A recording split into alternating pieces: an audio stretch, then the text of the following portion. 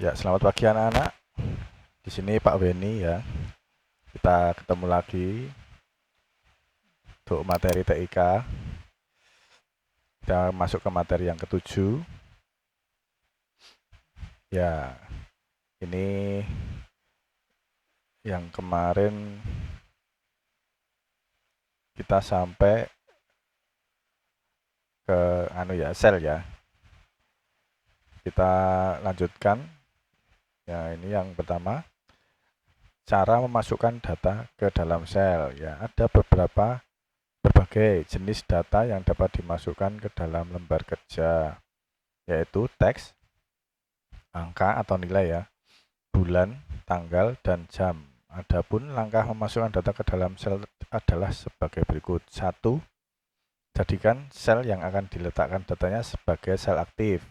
Ketikkan data di dalam sel aktif tersebut, kemudian tekan tombol Enter atau tombol anak panah pada keyboard. Misalnya gini, kita jadikan sel aktif dulu. Misalnya kita masuk ke sini, D2 ya, diklik, kita masukkan teks.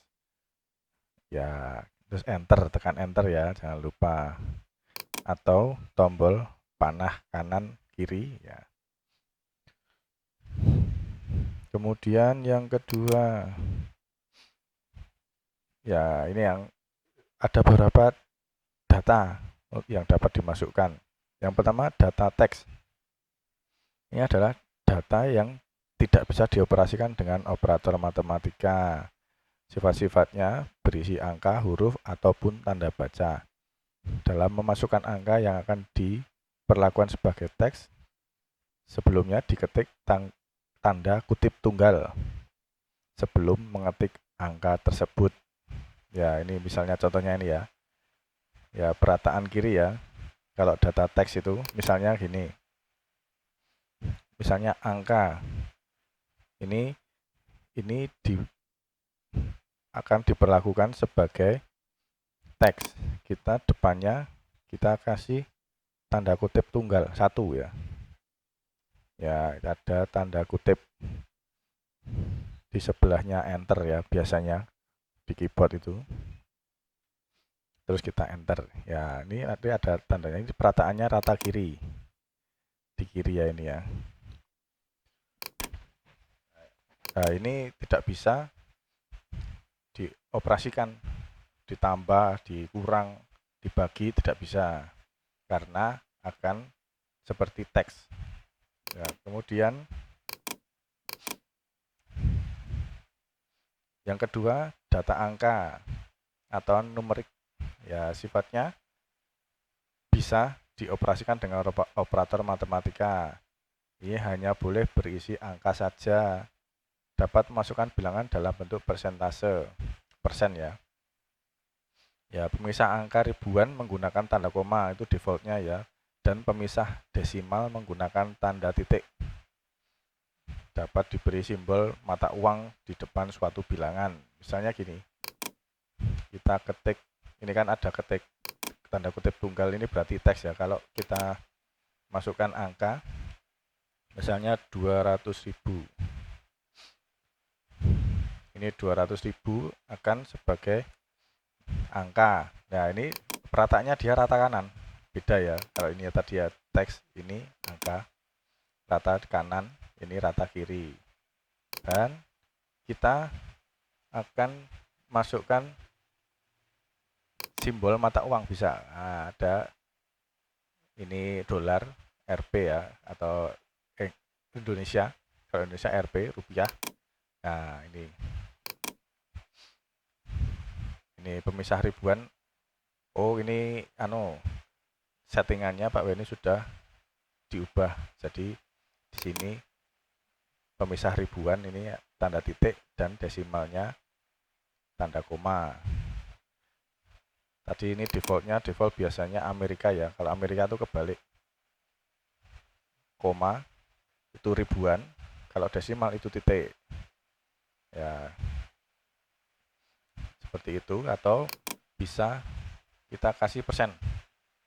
Nah, 50% ya, jadi 5.000. 5000%. Kemudian selanjutnya kita cepat aja ya, biar belajarnya cepat juga. Yang ketiga, data tanggal atau date. Nah, bisa dengan cara mengetiknya langsung, misalnya 10 Desember 2020, misalnya 10 Desember 2020. Bisa seperti ini. Atau bisa 10 diberi ini 12 2020. Nah, ini jadi seperti ini settingannya ya ini. Kemudian ada data jam atau time. Memasukkan data tanggal, oh salah nih ya, jam ya. Bisa dengan cara mengetiknya langsung 15.30 atau ini 24 jam, kalau ini 12 jam. Settingan 12 jam, 3.30 PM. PM itu maksudnya pas midnight.